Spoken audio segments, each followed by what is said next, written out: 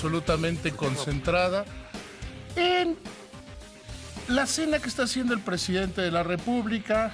Había invitado a 100 empresarios. Ya un poco más adelante tendremos una lista de los empresarios que van ahí, de los empresarios que realmente estuvieron ahí, porque el presidente básicamente les quiere explicar, les dijo que fueran preparados, porque quiere rifar ya no el avión presidencial, sino una cantidad equivalente a lo que es el avión presidencial, una cantidad que al final del día, dice que va a ser para obras sociales, porque que le fue cambiando los procesos. Hoy estamos muy ocupados en eso, hemos estado muy atentos, muy pendientes en todo momento sobre la rifa del avión presidencial, sobre esa rifa del avión presidencial, y al final del día parecería que no nos estamos concentrando en lo verdaderamente importante. Si están 100, 50, los empresarios que estén, lejos de estar pensando, lejos de estar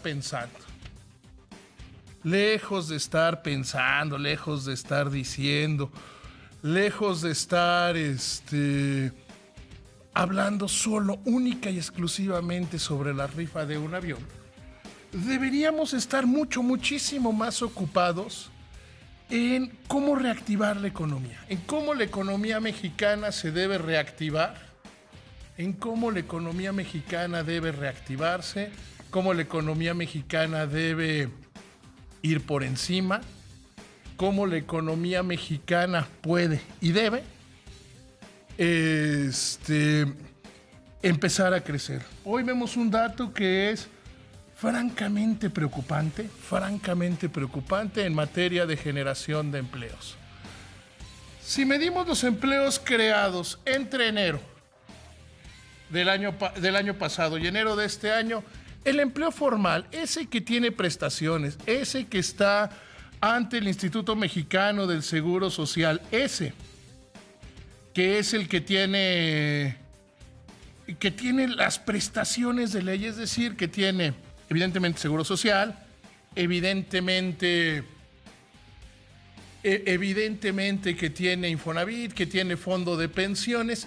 Este empleo está creciendo a una tasa verdaderamente baja, 1.6%, que es un crecimiento raquítico.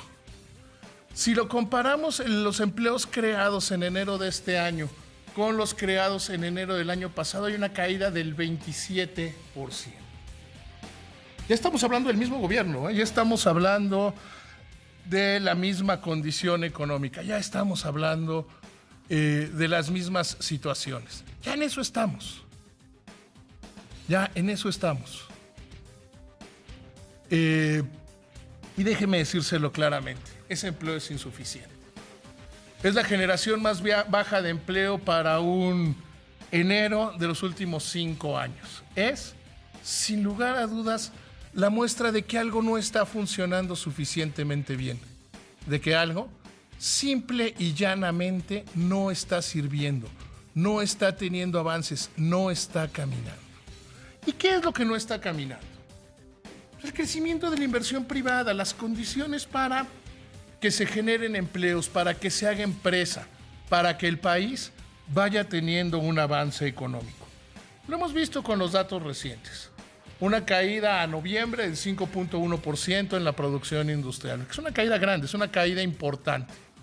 Punto número 2, que esta disminución de la producción industrial,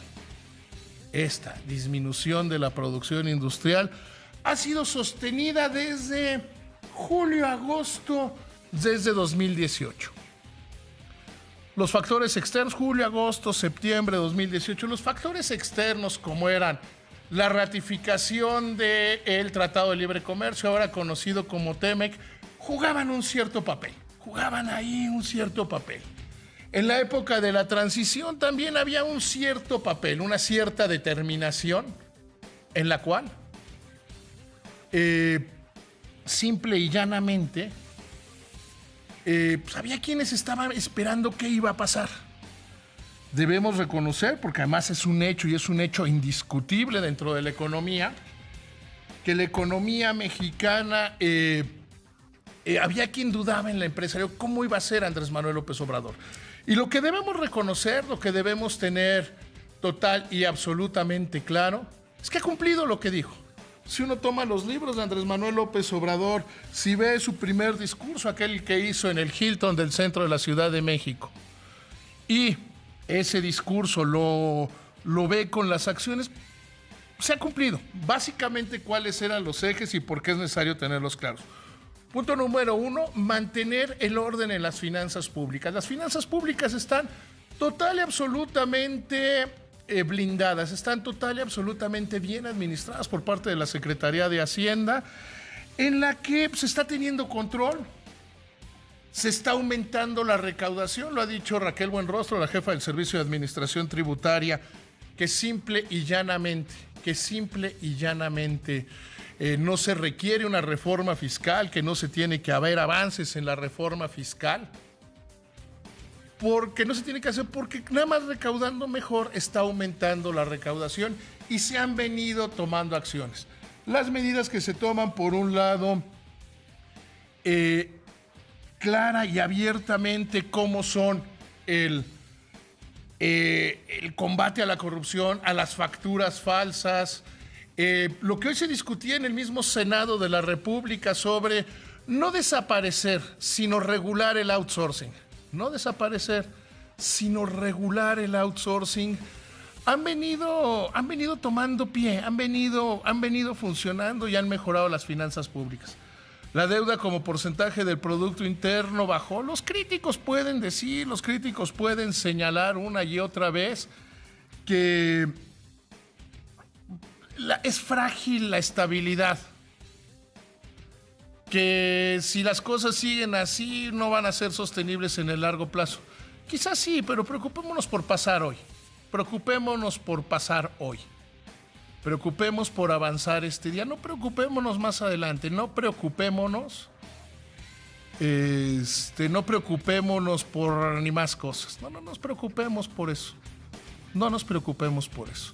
Sepamos dónde estamos. Ya no nos preocupamos en 2 o 3 años. Nos preocupamos después. Nos preocupamos a donde vayan las cosas.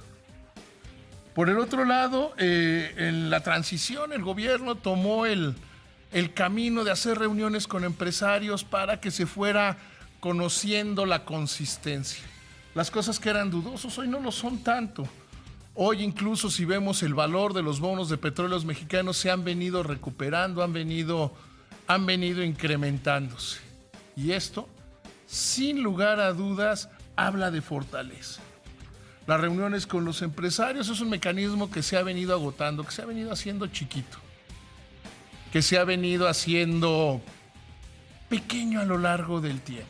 Y hoy, insisto, hoy estamos preocupados, estamos muy ocupados, muy interesados, incluso un poco más adelante, quizá si quieres, en este mismo bloque, Israel, podríamos tener qué está pasando afuera de Palacio Nacional con la cena, pero estamos ocupados en eso y se nos están perdiendo estos datos de la caída en la inversión, los problemas que está pasando la industria de la construcción que no acaba de recuperarse, los problemas que tienen las instituciones para colocar créditos y más allá, la manera en la cual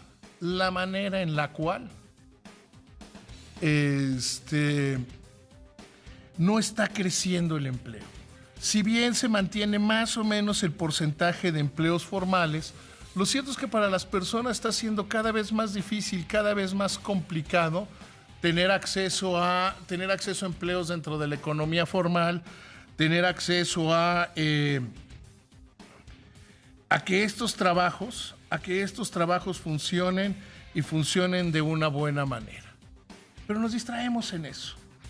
Ayer le hablaba aquí en este mismo espacio en torno a el plan de infraestructura energética. Se anunció primero un megaplan de infraestructura energética, que Carlos Slim habló de 1,600 proyectos en los cuales podían participar la iniciativa privada, podía participar el gobierno, y ahí estábamos. Hubo un arranque con la parte del sector de comunicaciones y transportes, que en algún momento se llamó como el inicio, como el principio de... Y ese principio, pues al final del día, pues ahí se quedó. Pueden incluso los empresarios ir a estas reuniones y no estamos viendo. Pero mire, como la atención está concentrada ahí, me enlazo en este momento con mi compañera Isabel González. Isabel, ¿cómo están las cosas allá afuera del Palacio Nacional? Buenas noches. Buenas noches, David, a ti y a toda la auditorio. Pues estamos aquí afuera en la calle de Corregidora, por donde entró la mayoría de los más de 100 empresarios que a partir de las 7 de la noche pues degustan con el presidente de la República, Andrés Manuel López Obrador, tamales oaxaqueños.